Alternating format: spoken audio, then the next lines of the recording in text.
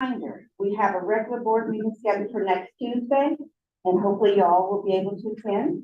I encourage folks who have comments not related to last month's meeting to save them until that time. We would really appreciate that. With that said, we will now open the floor for public comment. Mr. Adam Morris, do you have any comments at this time? Yes, Vice Chair Bryant. First up on the public comment list, we have Elizabeth Briggs.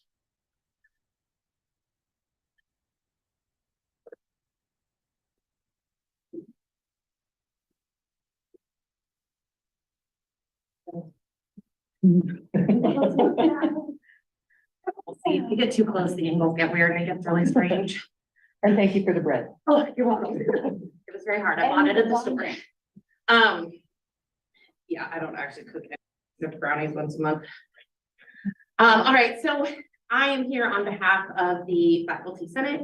So we sent you this letter, but we did feel it was important to come today and talk about this. So the Faculty Senate would like to inform you that on February 2nd, we conducted a vote of no confidence in the board chair, Tom Ekman.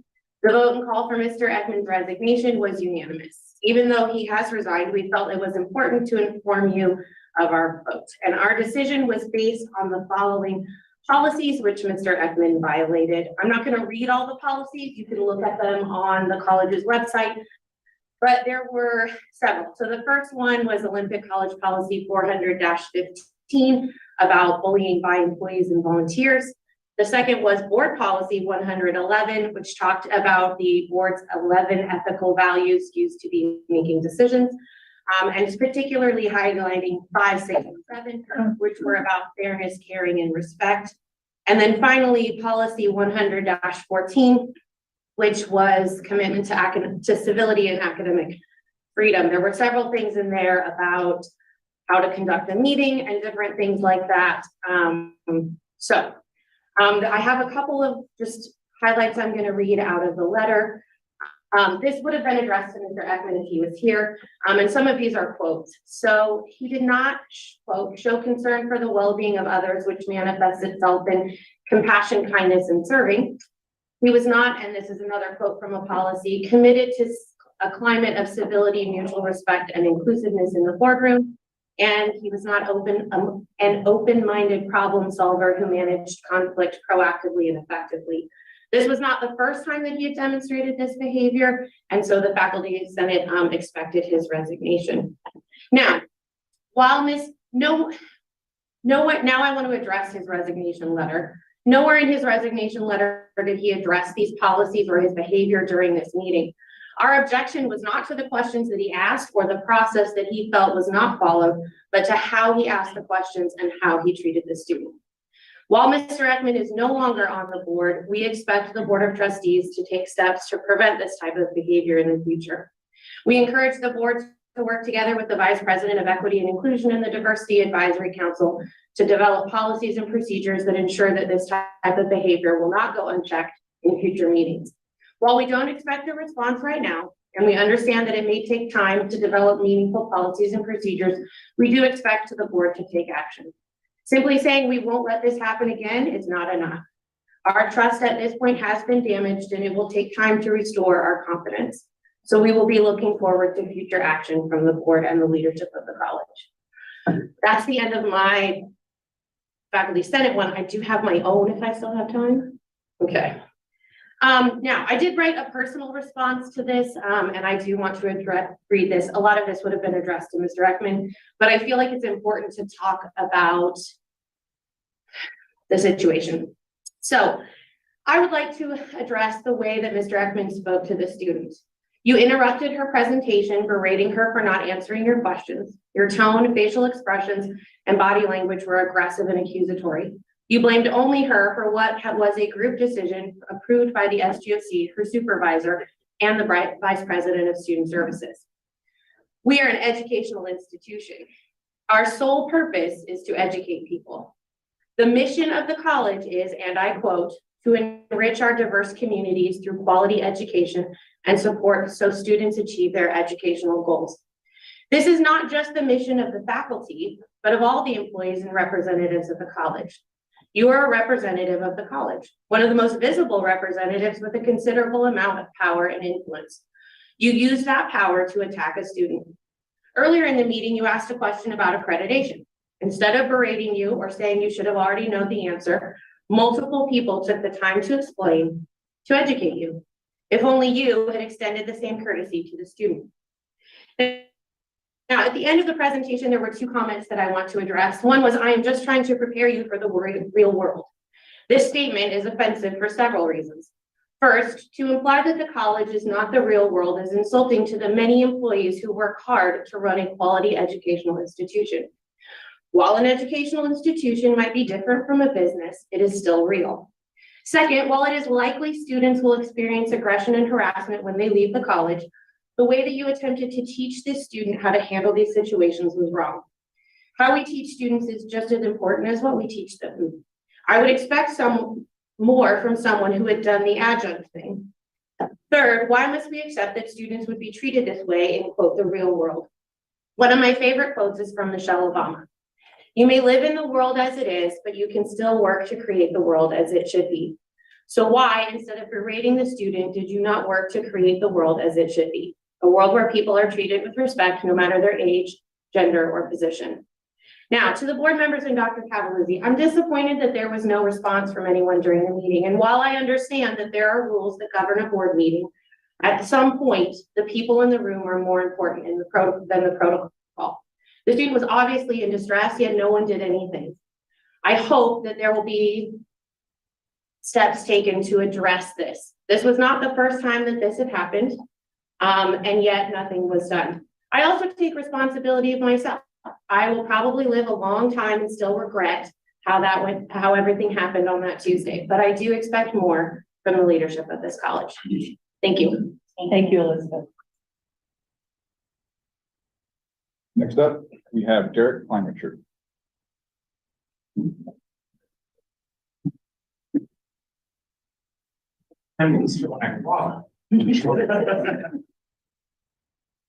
You're good. We got you.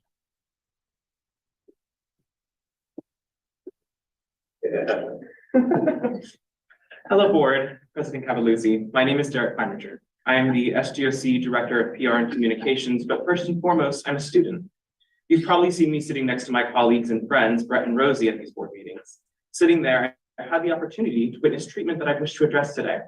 Now, I could come up here and talk about the clearly misogynistic and ageist tones that Mr. Ekman displayed in our last BOP meeting. However, I'm not my colleague, and I've been privileged to never have to experience misogyny firsthand. So instead, I'd like to address the apparent mistreatment of the employees and RSEs on this campus and in these proceedings. Now, I'd like to start by saying that in no way, shape, or form do I blame any of the board members here today for the actions of Mr. Ekman or the tone and language used in the resignation letter that followed. However, I would like to address the pattern of mistreatment that has gone completely unchecked here at this college. We are students first. It is uncouthly for any member of this college or this board to expect us to be anything less. With that said, I believe that all of us, SGOC and RSCs alike, do our best to bring this college an experience that is to the best of our ability. We are not budget analysts, we are not LAs, and we are not yet professionals in the fields we are choosing to pursue. To expect us or any future RSCs to practice outside of the scope or understanding of our training we have received is unjust and needs to change. I'd like to continue this sentiment by saying that my colleagues at many times have demonstrated practices that are above and beyond the expectations of our roles. Yet instead of these practices being met with understanding or a learning mentality, they are not always, but often met with harsh judgment or unfair critique by the people in positions of higher power. That is not to say that you should not hold us, RSCs, to a higher standard. We are representatives of the students and we are members of this college, but the approach that has been taken to do so is not right and will no longer be tolerated. Now, I'd like to carry on by saying that this mistreatment is not only demonstrated to RSCs, but other employees as well.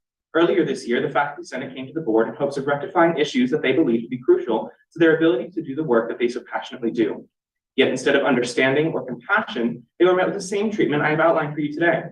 Mr. Ekman compared the Faculty Senate's concerns to stacking chairs on the Titanic.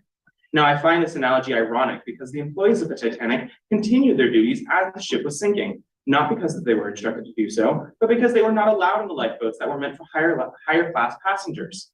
To continue this analogy, the employees of this college are being left behind. However, this is not a literal sinking ship. Soon you're going to find that instead of stacking chairs, they'll be packing up and leaving. The culture and attitude brought towards your constituents needs to change. The mindset and lack of understanding needs to change.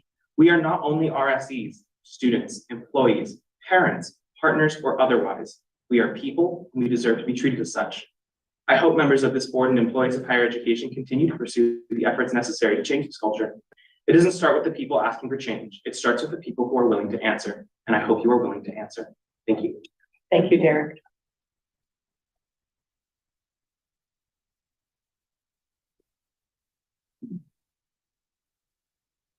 Next, we have Val Torrens. Okay. I was asked if I could help out Elizabeth Briggs. Are you still wanting to add more to your comments? Otherwise, I will say something.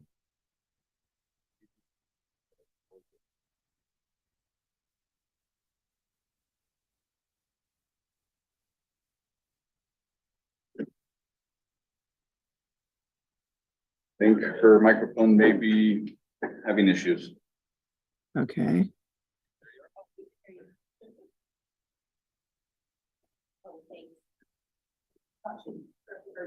We can hear you, Val.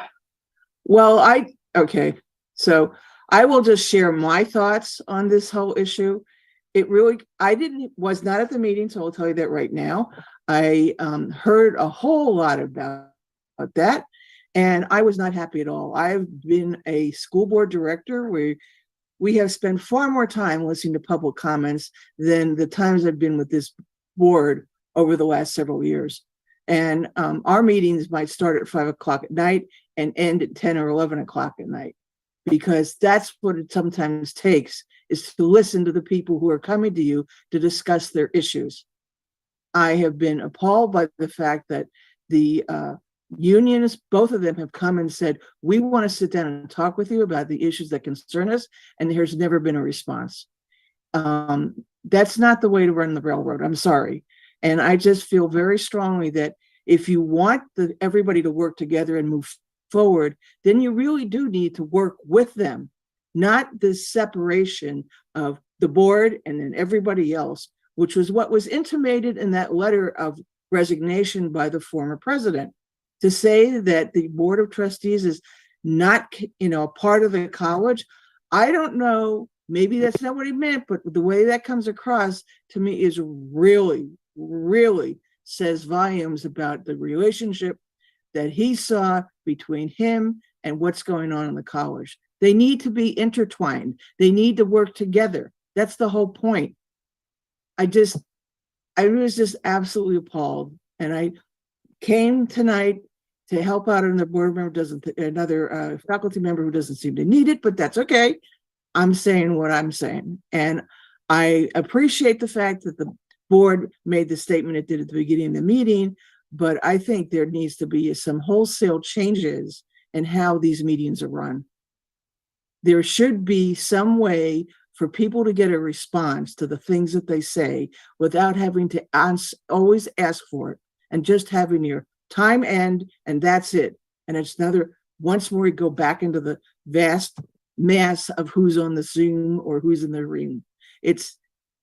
I'm sorry, that just doesn't make sense. So it should be a two-way conversation. If you don't understand something, ask, and there should be a response, not silence. That's the part that has always baffled me. So I hope that this becomes a lesson that the board will learn from and move forward. The people who do the work at OC do it because they love working for what the campus is about, what the school is about. And to be treated as if they didn't have a place at the table makes no sense to me. And it's not right. So thank you for the opportunity to speak my mind.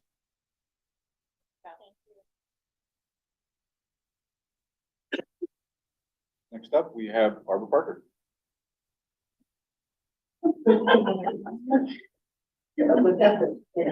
She moved it.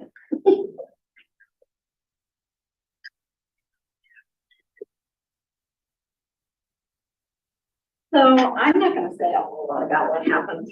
You've obviously got the message. A lot of us were here signing up to support Elizabeth in case she ran out of time, which she sometimes does. But I do want to echo one thing that she said, and that's the responsibility that those of us in the audience felt, because I agree with Elizabeth.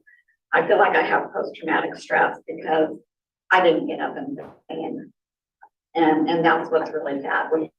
We expected someone else to say something, and we can't always do that. I give my students a cultural competence quiz that they can take to find out about their cultural competence. And one of the questions that almost everybody rates themselves very low on is, do you stand up for other people when they're being bullied or being picked on, or whatever the case may be? And I felt like I would have to go back and rate myself very low as well. One of my students gave a presentation in Hawaii. Apparently there's a law, which nobody follows, but it is a law that you have to be kind. And I think that we have to remember that as well. I want to thank Harriet for coming to our award ceremony, and Frankie was at our tenure meeting, and we always like to see the board involved. I hope you all had an opportunity to go to the spring opera, because if you didn't, you missed the most delightful evening ever. They did fairy tales. I went to the opera last year. They give you a little synopsis. I had no clue what they were doing in the little synopsis. However, they did fairy tales. So they did Little Red Riding Hood, and they did Hansel and Gretel. And it was just delightful, and it was a good partnership because Peterbilt did the media, and he had these skulls dancing across this board. But anyway, if you have opportunity, they're doing a musical next year. So I hope that everybody takes this opportunity to change and learn to be kind and start to listen more, and that we can open up a dialogue. It was fun sitting down with Frankie and just having a conversation, which was over food that maybe you didn't say, but yeah, so thank you. Thank you, Barbara. Next up, we have Mr. Craig Goodman.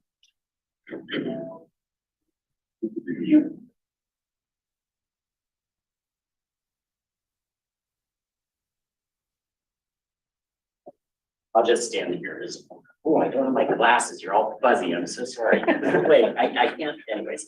So I'm going to switch gears and save my budget comments for next week. And first, I do want to thank you all. It's a volunteer position that you're all doing, and you have been charged with some difficult tasks.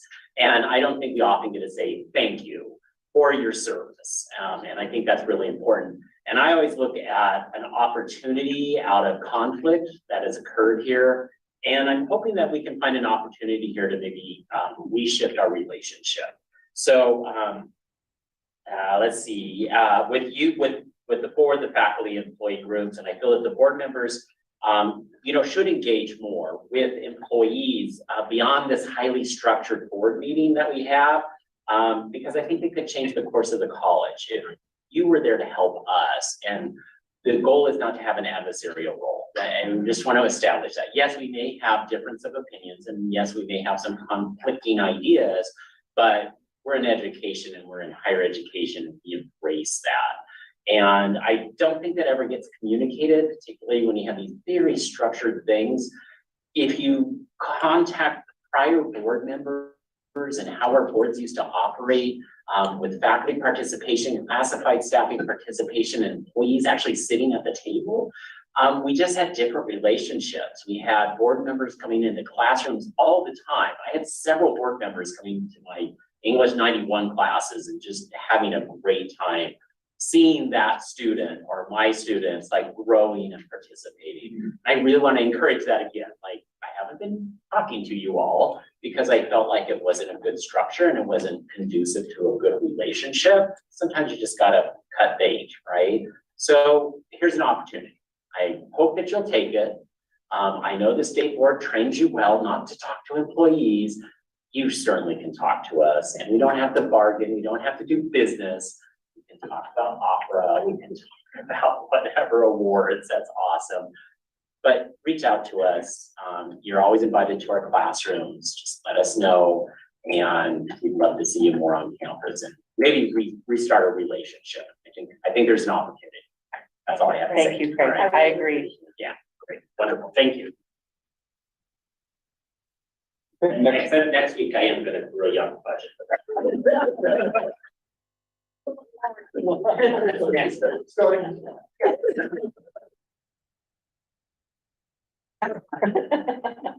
Up next, we have, Ms. Linnea.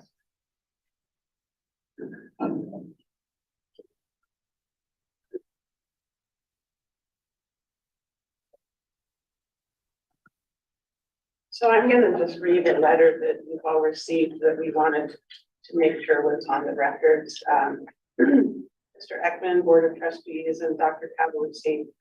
We are writing to address the interaction between Mr. Ekman and the Director of Finance and Operations of Student Government of Olympic College at the May Board of Trustees meeting.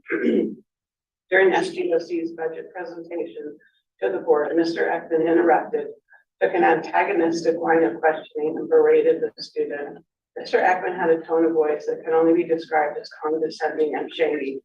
Moreover, he exhibited aggressive body language, repeatedly wagging his finger as if scolding.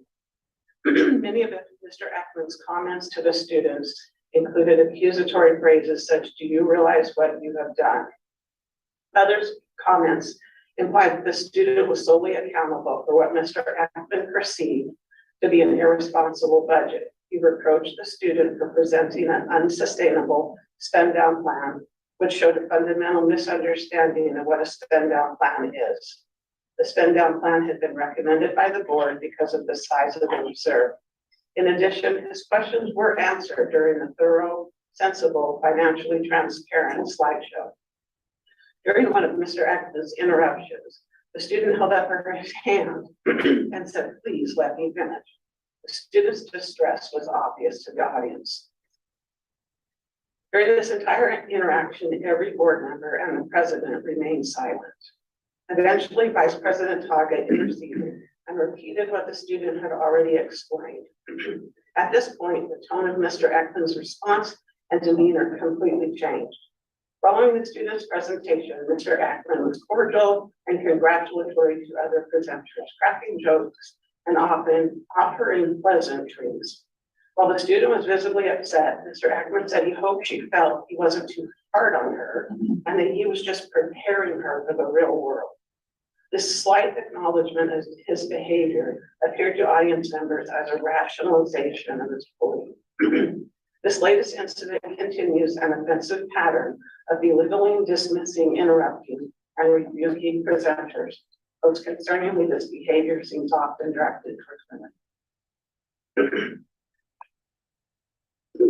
While we have observed this behavior in the past, they are obligated to come forward now because Mr. Ekman targeted a student.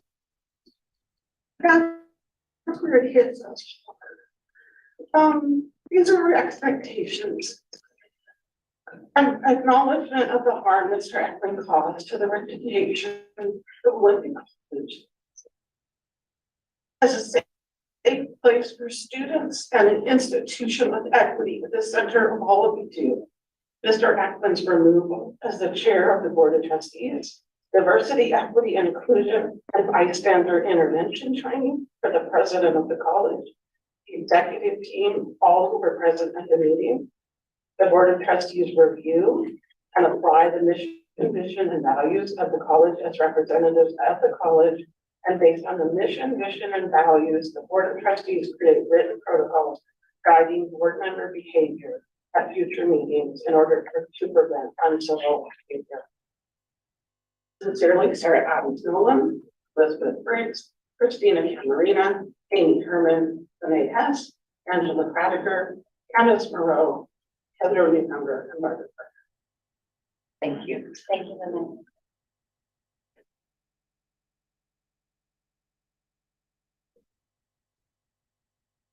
Ms. Larry Blaine in attendance?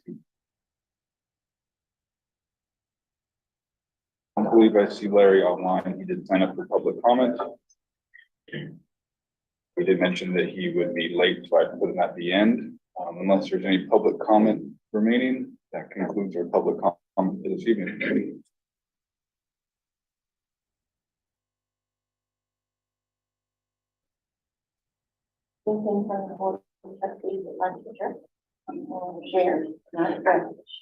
I'd like to share a couple of thoughts. First of all, I appreciate everybody's public comments. I think that all of us in hindsight, should have done more. I acknowledge that.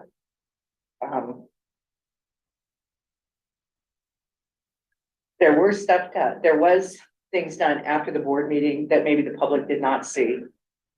I know that multiple phone calls were made. People reached out.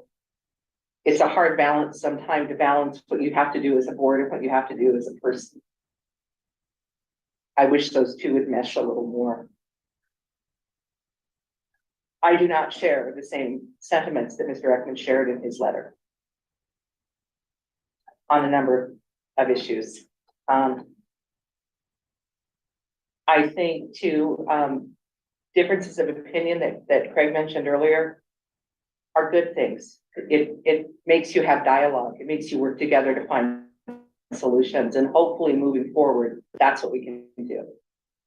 I also understand the importance of trustees coming to the classroom, being more involved. I will try and commit to do more of that. I have a terribly busy work schedule, and I have not been able to do that. It's been one of my personal frustrations on this board, which I've talked to Marty about numerous times, as well as the other board members, because I don't feel sometimes that I'm giving it all because of my other obligations. So I will try and make more time, because I do think it's important. I do enjoy spending time with faculty. I enjoyed Elizabeth very much when I went to the basketball games with her. I do like to have conversations that don't include the roles and just getting to know people. I think that is really important. For those of you who don't know, my real job is in social services. I work a lot with child welfare. It's my background. I work with people when they're at their worst, trying to help them find solutions to better themselves and their families. I'm willing to do any training on diversity, equity, and inclusion.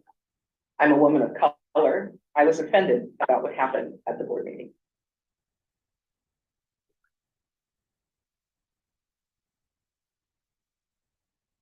That's all I have right now.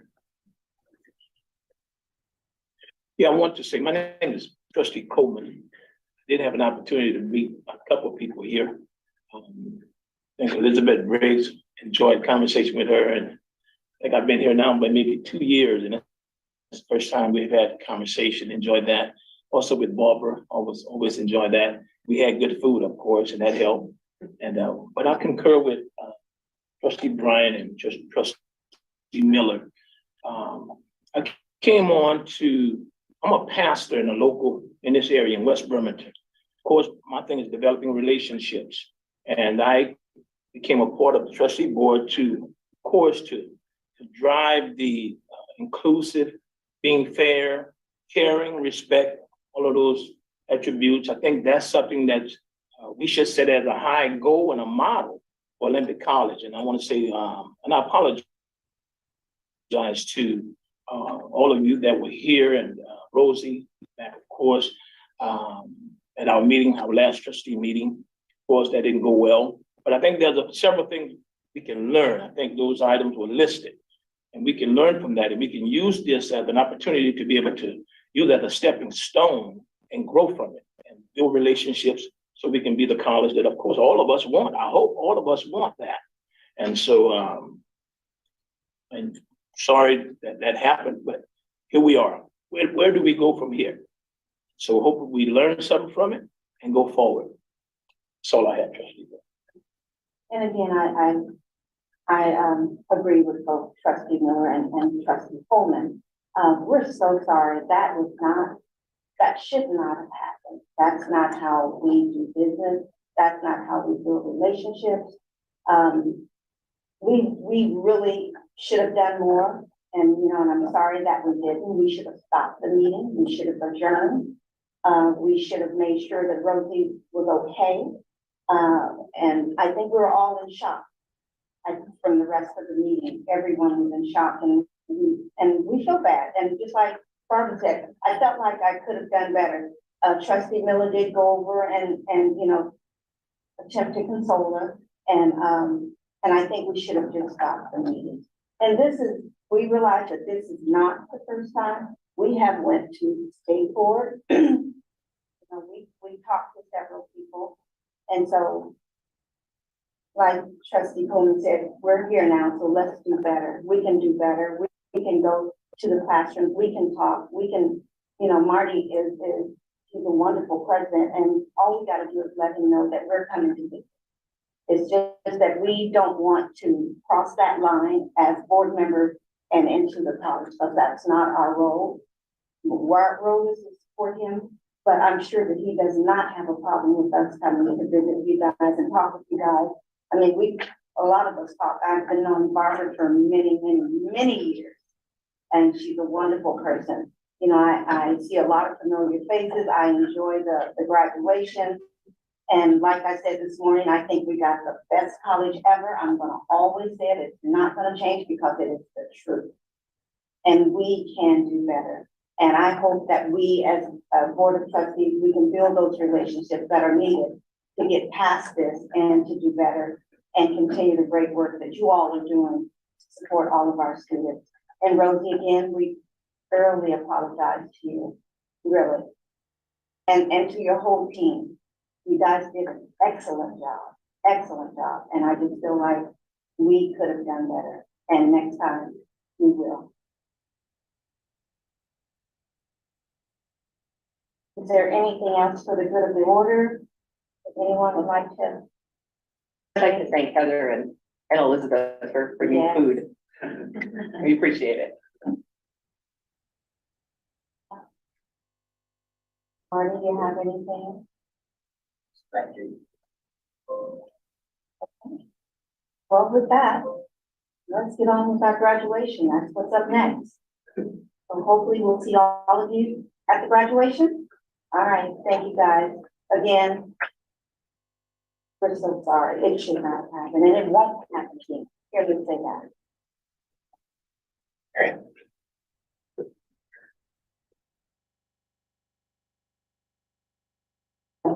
Meeting adjourned.